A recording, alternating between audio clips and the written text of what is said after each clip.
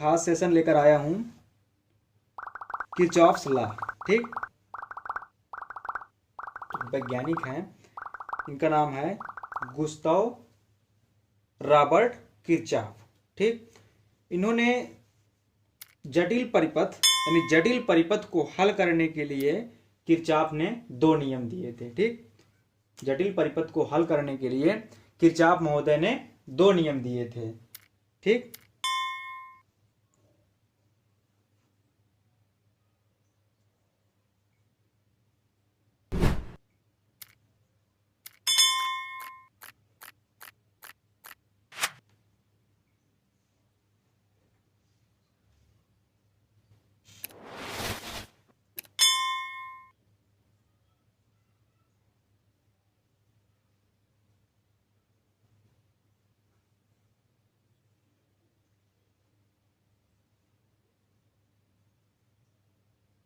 Kirchhoff's law, इन्होंने दो नियम दिए थे। जो प्रथम नियम है इनका,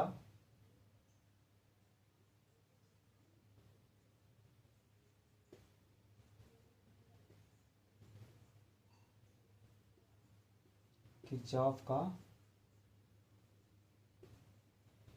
प्रथम नियम,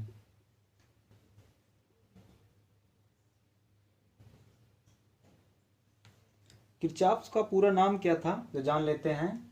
यहाँ पे मैं लिख देता हूं।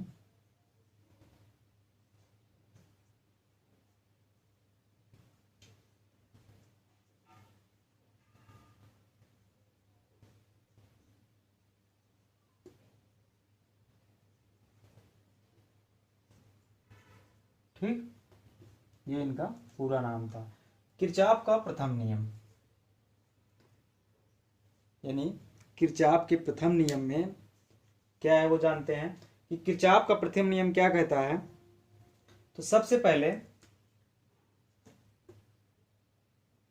ये एक पॉइंट है हमारे पास। ठीक, इस पॉइंट को हम क्या कहते हैं, संधि। ठीक, इस पॉइंट को हम क्या कहते हैं, संधि।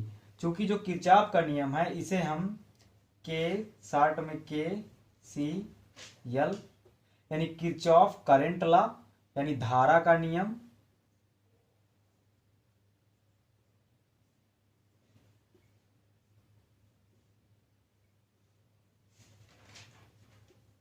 धारा का नियम भी कहते हैं, और इसे संधि का नियम,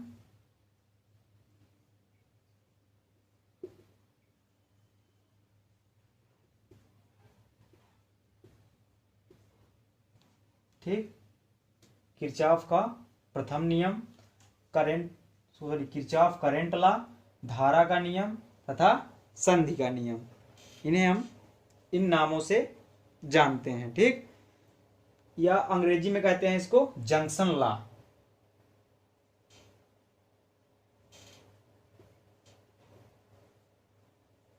ठीक, इन सभी नामों से जानते हैं। यानी कि अगर एक नंबर में कोई क्वेश्चन पूछ ले या तो ये इनमें से कोई भी आ जाए तो हमें ये याद रखना है कि ये सब किसके हैं, किरचॉफ के प्रथम नियम के, केसीएल यानी किरचॉफ करंट लॉ, धारा का नियम, संधि का नियम और जंक्शन लॉ। ठीक, ये हमारे पास कोई संधि पॉइंट है, इसमें धारा हमारी जो जा रही है I1 जा रही है,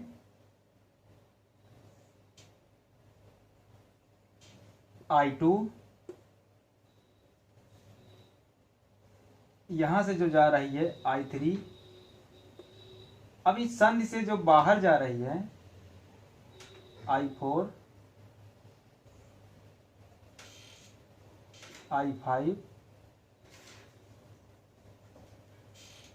I6। ठीक, यानी ये हमारा जो संधि है, संधि में आने वाली धारा और संधि से ये जाने वाली धारा। ठीक, दो चीजें इसमें हैं। तो जो किरचॉफ का प्रथम नियम कहता है, प्रथम नियम यह है, बेसिक से समझना, कि किसी भी संधि में आने वाली धारा संधि से जाने वाली धारा के योग के बराबर होती है। ठीक, यानी किसी भी संधि या जंक्शन में आने वाली धारा का योग, आने वाली धाराओं का योग संधि से जाने वाली धाराओं के योग के बराबर होती है। ठीक, यानी ये जो परिभाषा है हमारी, इसी से परिभाषा बना लेते हैं कि किसी संधि में आने वाली धारा जाने वाली धारा के बराबर होती है। यानी हम कह सकते हैं कि I1 plus I2 plus I3 बराबर, चूंकि ये संधि में जाने वाली धारा है और ये संधि से बाहर निकल रही हैं, यानी बराबर I4 plus I5 plus I6। ठीक, ये हमारी परिभाषा फर्स्ट हो गई। ठीक है, अब दूसरा बताता हूं। एक परिभाषा तो ये बनती है कि किसी संधि में आने वाली धाराओं का योग या आने वाली धाराओं तथा जाने वाली धाराओं का योग, बीजगणितीय योग क्या होता है? शून्य होता है। यानी किसी संधि में आने वाली धाराओं तथा जाने वाली धाराओं का बीजगणितीय योग शून्य होता है। ठीक,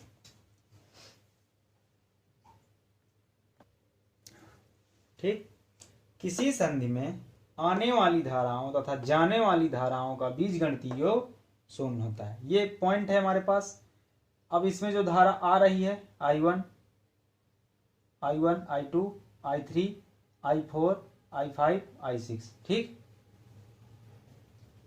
I1, I2, I3, I4, I5, I6। तो ये जो हमारे पास धाराएं कितनी हैं? 6 हैं। यानी ये धाराएं तीन कितनी है? I1, I2 और I3 संधि में जाने वाली धाराएं हैं और संधि से बाहर जाने वाली धाराएं, यानी ये संधि में आने वाली धारा है और ये संधि से बाहर जाने वाली धाराएं हैं I4, I5 और I6। तो इनका बीजगणितीय योग शून्य होता है। चलिए देख लेते हैं। I1 plus I2 plus I3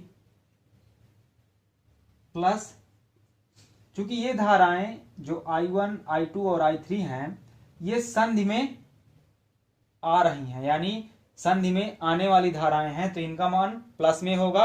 और जो संधि से बाहर जा रही हैं, यानी संधि से बाहर जाने वाली धाराएं, तो वो उनका चिन्ह क्या होगा? माइनस का होगा। यानी जोड़ेंगे इसको, माइनस का I4, ये भी माइनस में हो जाएगी, माइनस का I5 और माइनस का I6। चूंकि ये धाराएं निकल रही हैं इसलिए माइनस की हो जाएगी और ये धाराएं आ रही हैं तो इसलिए प्लस की होंगी और ये जा रही हैं इसलिए माइनस की होंगी, यानी बराबर 0। किसी संधि में आने वाली धाराओं जाने वाली धाराओं का आने वाली धाराओं और जाने वाली धाराओं का बीजगणितीय योग शून्य होता है।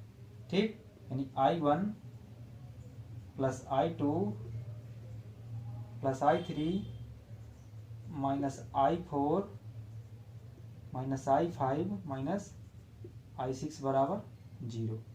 यही हमारा किरचॉफ का प्रथम नियम है। ठीक, दो परिभाषाएं मैंने बता दिया। जो आपको अच्छी लगे, जो आपको बेहतर समझ में आई हो, आप उसी को नोट कर लीजिएगा, उसी को याद कर लीजिएगा, समझ लीजिएगा। ठीक, और सब एक जो है सबसे बेहतर तरीका बताता हूं मैं। मान लो अगर ये समझ में नहीं आता तो एक सिंपल सी बात है, ये हमारे पास कोई जंक्शन है यानी संधि है। ठीक, संधि पॉइंट हो गया। यानी अब ये जो ये है इसको मान लो पाइप 1। ठीक, ये जो दूसरा है इसको मान लो पाइप 2, इसको मान लो पाइप 3,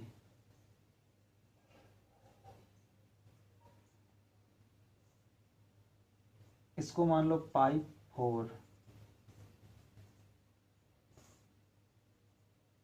इसको मान लो पाइप 5। ठीक, अब ये बताओ मुझे कि अब मान लो ये 3 पाइप हैं और 2 पाइप ये है, यानी 5 पाइप है कुल। ठीक, यानी अगर इन पाइपों से अगर पानी जा रहा है, कहाँ जा रहा है, संधि पे, इस जगह पे। ठीक, फिर इस जगह, यानी ये तीनों पाइप से पानी एक जगह पे इकट्ठा हो रहा है। ठीक, तो जो अब इकट्ठा होने के बाद ये 2 जगहों से पानी बाहर निकल रहा है। यानी मान लो कि ये हमारे पास कोई टंकी है। ठीक, ये हमारे पास कोई टंकी है। ठीक, और टंकी ऐसी है जिसमें कि कुछ पानी जो है एक भी रुके ना, पानी एक भी रुके ना, ऐसी टंकी है हमारे पास। या तो वो पाइप ऐसे तली से लगे हुए हैं, बाहर निकालने वाले ऐसे तली से लगे हुए हैं कि एक भी पानी टंकी में बचे ना, ऐसा समझ लो। ठीक, ये ऐसी कोई हमारे पास टंकी है। यानी जब तीनों पाइपों से पानी जा रहा है, तो भैया ये बताइए मुझे कि जब इस पाइप से भी पानी जा रहा है, इससे भी जा रहा है, इससे भी जा रहा है, तीनों पाइप से पानी जा रहा है और टंकी एक भी पानी रोकती नहीं है, यानी कि जितना पानी इधर से जाएगा उतना पानी इधर से निकल जाएगा। ठीक, निकल जाएगा कि नहीं निकल जाएगा, क्योंकि इसके अंदर कोई पानी नहीं बचा, ये पानी खा थोड़ा ना जाएगी। ठीक है, यानी इस जगह से पानी वेस्ट नहीं होगा, यानी कि जो पानी इन तीनों पाइपों से जाएगा वही पानी इन दोनों पाइपों से बाहर निकलेगा। यानी इस टंकी में आने वाले पानी का योग हमेशा, यानी आने वाला पानी जाने वाले पानी के बराबर होगा। ठीक, समझ में आ गया। यानी इस टंकी पे आने वाला पानी हमेशा जाने वाले पानी के बराबर होगा। यही किरचॉफ का प्रथम नियम या धारा का नियम या किरचॉफ का करंट लॉ यही कहता है कि किसी संधि पर आने वाली धारा संधि से बाहर जाने वाली धारा के बराबर होती है। ठीक, चलिए, और एक चीज और ध्यान सुन लीजिए कि कभी कभार एक नंबर में पूछ लेता है कि ये किरचॉफ का प्रथम नियम किस सिद्धांत पर कार्य करता है। ठीक है, तो मैं ये बता दूं कि ये जो किरचॉफ का प्रथम नियम या जो है किरचॉफ करंट लॉ है, ये किरचॉफ करंट लॉ हमेशा आवेश के संरक्षण के सिद्धांत या आवेश संरक्षण सिद्धांत पर काम करता है। ठीक, ये किस नियम पर कार्य करता है, यह नियम किस सिद्धांत पर कार्य करता है, तो ये किरचॉफ का प्रथम नियम, किरचॉफ करंट लॉ या धारा का नियम या संधि का नियम या जंक्शन लॉ, कुछ भी कह दो आप, यह किरचॉफ का नियम जो प्रथम नियम है, ये आवेश संरक्षण के सिद्धांत पर कार्य करता है। ठीक, आवेश संरक्षण के सिद्धांत पर काम करता है या कार्य करता है, क्योंकि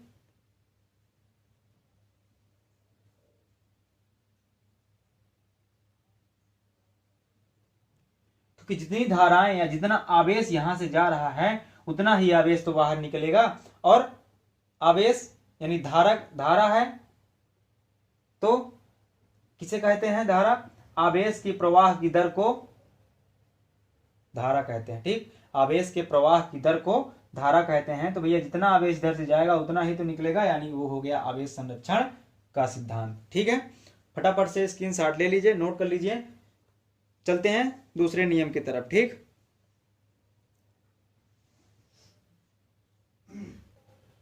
हाँ, किरचॉफ का जो दूसरा नियम है उसे हम वोल्टता का नियम, लूप का नियम और किरचॉफ वोल्टेज लॉ कहते हैं। ठीक, इसको हम 3 नामों से जानते हैं, वोल्टता का नियम, लूप का नियम, किरचॉफ वोल्टेज लॉ। ठीक है, तो किरचॉफ वोल्टेज लॉ, मान लो हमारे पास ये कोई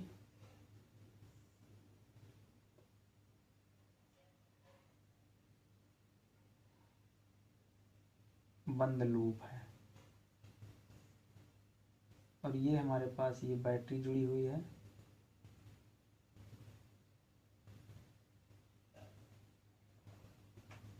ये आर है। ठीक, विद्युत वाहक बल है, यहां से धारा जा रही है आई। ठीक,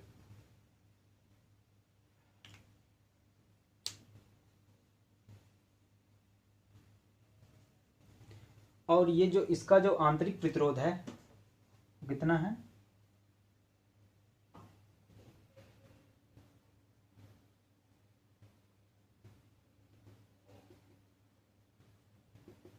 जीरो है, स्मॉल आर जीरो है। ये हमारे पास कोई बंद लूप है या परिपथ है और इसका जो बाह्य प्रतिरोध है वो कितना है, कैपिटल आर है, और आंतरिक प्रतिरोध कितना है, जीरो है। ठीक, जैसे हम इस कुंजी को बंद करेंगे ये सेल हमारे क्या होंगे,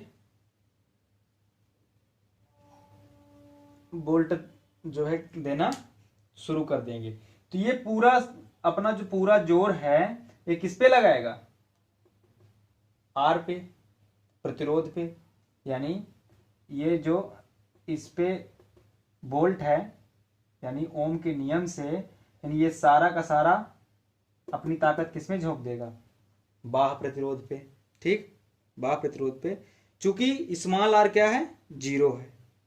ठीक, स्मॉल आर जीरो है। ठीक, इतना समझ लिए।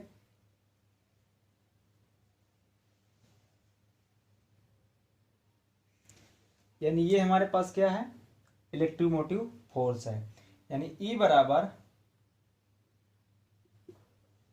धारा जाएगी, यानी प्रतिरोध ओम के नियम से क्या हो जाएगा, I इंटू आर। ठीक, ये क्या है, विद्युत वाहक बल है, एक प्रकार का विभवांतर है। और ये क्या है, ये भी विभवांतर है।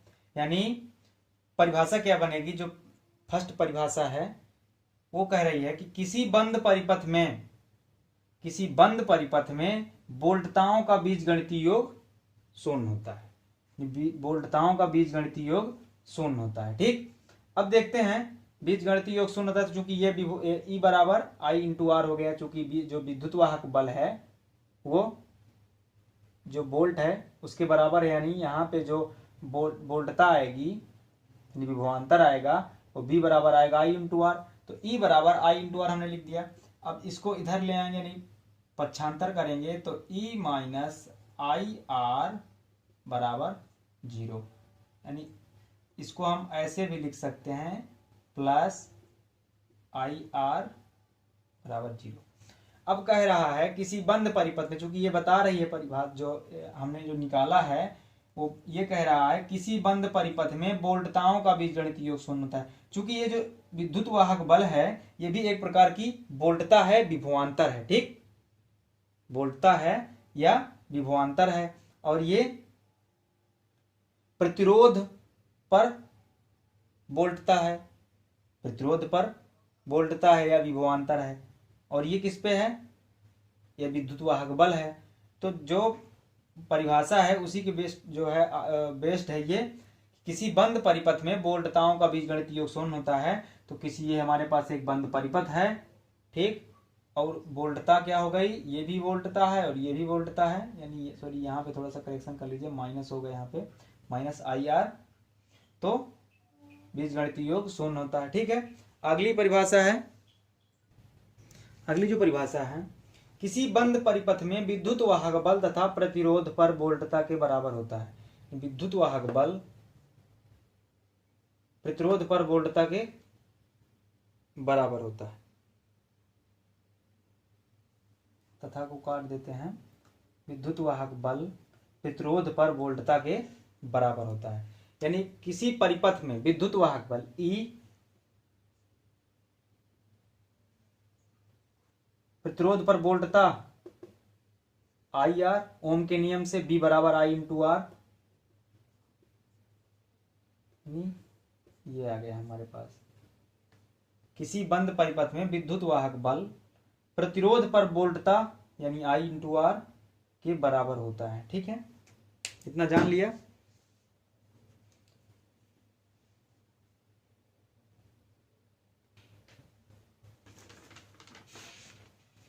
मान लो एक हमारे पास कोई बंद लूप और है,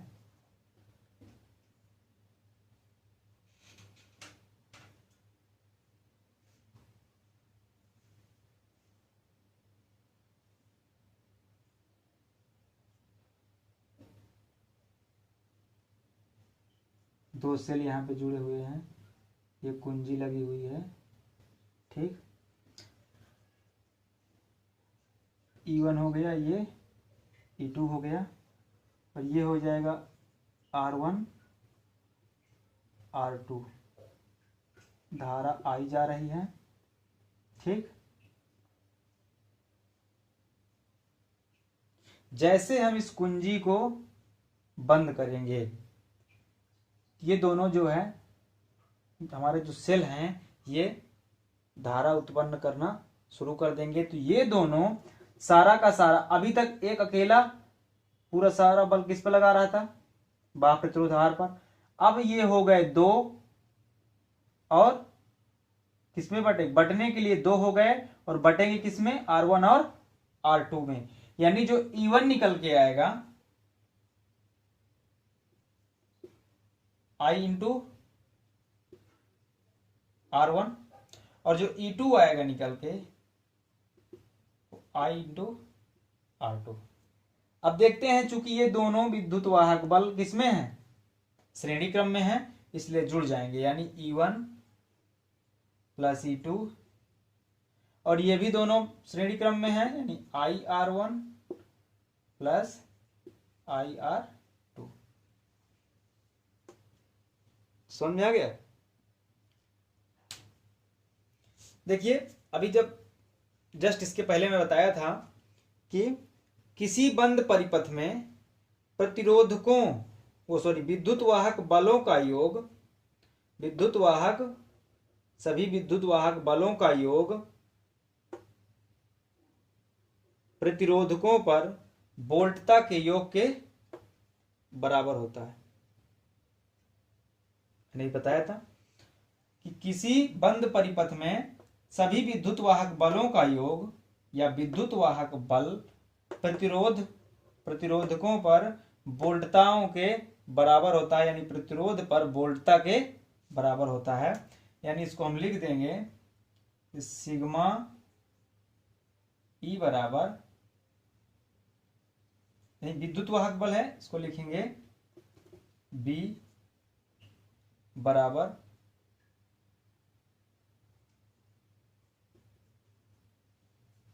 delta I R, sigma I R. ठीक, समझ में आ गया। चाहे इसको ई लिख दें या बी लिख दें, कोई फर्क नहीं पड़ेगा, क्योंकि ये भी विद्युत वाहक बल है या विभवांतर है। विद्युत वाहक बल जो है वो विभवांतर है, और ये भी विभवांतर है। ठीक, समझ में आ गया। अब चलते हैं चिन्ह परिपाटी की तरफ। यानी हमारे पास कोई परिपथ है,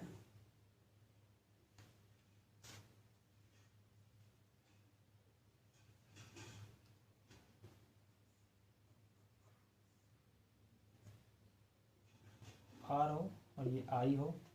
हमारे पास कोई एक और परिपथ है,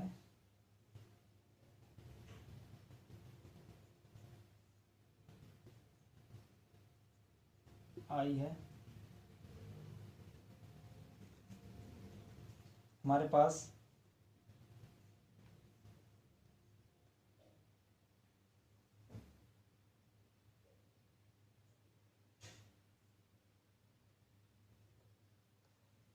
विद्युत वाहक बल यानी संयोग।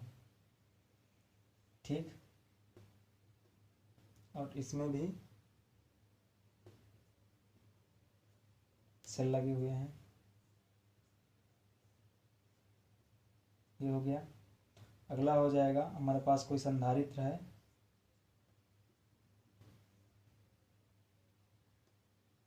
Q/C।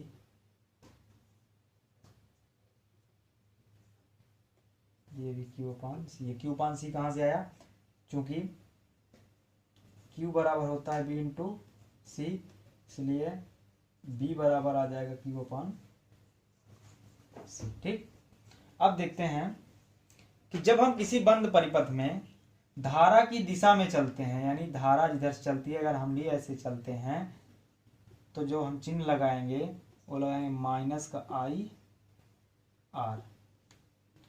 अगर धारा इधर है और हम हमारी जो चलने की दिशा है वो इधर है, तो लगाएंगे प्लस का IR। ठीक, यानी अगर हमारे चलने पे हमें जो है बैटरी या सेल का प्लस टर्मिनल पहले मिलता है, यानी अगर हम इधर से चलते हैं हमको प्लस टर्मिनल पहले मिलता है तो जो चिन्ह लगेगा वो लगेगा माइनस का ई। अब अगर हम ऐसे चलते हैं और अगर हमको बैटरी का जो है माइनस टर्मिनल मिलता है या माइनस पॉइंट पहले मिलता है तो चिन्ह लगेगा प्लस ई का। अगर हमारी दिशा ऐसी है, अगर इस किसी संधारित्र का प्लस टर्मिनल हमको पहले मिलता है तो चिन्ह लगेगा माइनस का, और अगर हमको माइनस टर्मिनल पहले मिलता है तो चिन्ह लगेगा प्लस का। ये होता है किसी बंद परिपथ में चिन्ह परिपाटी। ठीक, अब चलिए जान लेते हैं इसमें कि इसमें कैसे यूज करेंगे। चलिए हम कोई नाम दे देते हैं ए बी सी डी, फटाफट से देख लेते हैं। हम देखिए बंद loop A B C D A में, A B C D A में। ठीक, अब हम एस चलना स्टार्ट करते हैं। चलते हैं तो हमको बैटरी का प्लस पॉइंट पहले मिलता है यानी माइनस का चिन्ह लगेगा। फिर आगे देखते हैं, कुछ मिला कुछ नहीं, यहां मिला यहां आए, यहां पे हमको क्या मिला बोल्ट यानी बोल्टता या विभवांतर मिला। विभवांतर आई, धारा की दिशा किधर है, जिधर से हम आ रहे हैं, जिधर से हम आ रहे हैं तो धारा की दिशा ठीक उल्टा है, यानी हमारी दिशा और धारा की दिशा क्या है, ठीक उल्टा है। यानी जो प्लस चिन्ह लगेगा वो काहे का लगेगा, प्लस का। आई आर बराबर यहां आ गए, डी में डी से यहां आए, 0 हो गया। यानी ई को उधर ले जाएंगे तो ई बराबर हो जाएगा आई आर। यही तो है वोल्टता का नियम।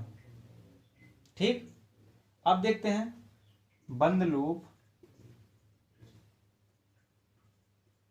अभी तक ए बी सी डी ए में किया है, अब इधर से कर लेते हैं एक बार, ए डी सी बी ए में। ए से चलते हैं, कुछ मिला नहीं, यानी इधर गए, यहाँ पे क्या मिला विभवांतर। जिधर से हम चल रहे हैं धारा की दिशा उधर से ही है, यानी कुछ ऐसे चिन्ह क्या लगाएंगे, माइनस का आई आर। फिर आगे गए, कुछ नहीं मिला, इधर आए कुछ नहीं मिला। जब इधर आए ए की तरफ तो हमको बैटरी का कौन सा टर्मिनल पहले मिला, माइनस का टर्मिनल पहले मिला, तो जो चिन्ह लगाएंगे वो प्लस का लगाएंगे और विद्युत वाहक बल लिख दिए ई बराबर 0। यानी हम इधर इसको उधर ले जाएंगे, यानी ई बराबर आई आर। ठीक, यानी जो इस बेस्ड पे आधारित है चिन्ह परिपाटी के प्रयोग से जो हमने निकाला वो किरचॉफ का प्रथम नियम, द्वितीय नियम निकाल लिया, ई बराबर आई आर। ठीक, अब इसमें देख लेते हैं एक बार, इसको नाम दे देते हैं ए बी सी डी, यानी ए बी सी डी। ए में ए से चलते हैं बी की तरफ, यानी प्लस टर्मिनल पहले मिला तो माइनस लगाएंगे E1, फिर प्लस टर्मिनल पहले मिला तो फिर माइनस लगाएंगे E2। फिर गए बी में, बी से सी में कुछ नहीं मिला, सी से इधर आएंगे। तो ये बताइए, अब ये धारा इधर से आ रही है, हमारी दिशा और धारा की दिशा ठीक उल्टा है, तो जो चिन्ह लगाएंगे वो काहे का लगाएंगे, प्लस का लगाएंगे, IR2। आगे आएंगे तो फिर वही दिशा है धारा की और हमारी दोनों अपोजिट दिशा हैं, तो प्लस का IR1 बराबर 0। यानी हम ई को उधर ले जाएंगे, यानी E1 प्लस E2 बराबर IR1 प्लस IR2, यानी सिग्मा ई बराबर सिग्मा IR, या इसी को लिख सकते हैं सिग्मा बी बराबर सिग्मा IR। ठीक, अगर इस क्लास में आपको समझ में आया हो जल्दी से लाइक कर दीजिए और कमेंट कर दीजिए, तो सब्सक्राइब करना बिल्कुल ना भूलिए, ताकि ऐसे आने वाले सारे वीडियो आप तक आसानी से पहुंच जाएं। ठीक, ताकि आपको समझने में भी कोई परेशानी ना हो। और अगर आपको इस चीज को समझना है तो वीडियो को स्किप मत करें, शुरू से लेके अंत तक देखें। ठीक,